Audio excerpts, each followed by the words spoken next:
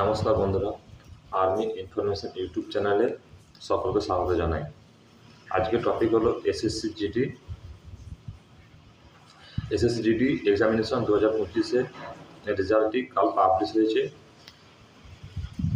বিশেষ করে ওয়েস্ট বেঙ্গল ছেলেদের জন্য এবার দারুণ একটি সুযোগ এসছে, সুবর্ণ সুযোগ বলতে গেলে চলে। কারণ এবারে ভাই কাট অফ 2024-এর তুলনায় অনেক কম আছে, ঠিক আছে, ভ্যাকেন্সি অনেক বেশি। তাই বলছি বন্ধুরা, যাদের নাম্বার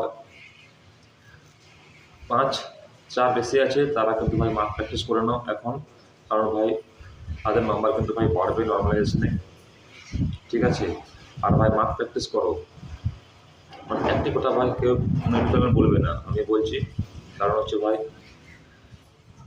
মাঠ প্র্যাকটিস করো, একটা কারণ মাঠে ভাই অ্যাবসেন্ট থাকবে অনেক ছেলে, মেডিকেলে কাটবে, কারণ এবারে মাঠ মেডিকেল সব একসাথেই হবে।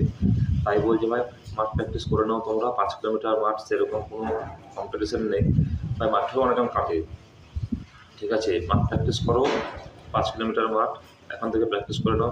মেডিকেল যদি কোনো প্রবলেম থাকে সেটা সলভ করে নাও। অবশ্যই কিন্তু ভাই যাবে, যাদের ভাই সেম টু সেম নাম্বার আছে এখন ভাবছো, যাদের নাম এসছে তারাও ভাই যাবে, ঠিক আছে। তখন নর্মালাইজেশন নাম্বার বাড়বে, তখন কী হবে ভাই বলা যায় না, ঠিক আছে।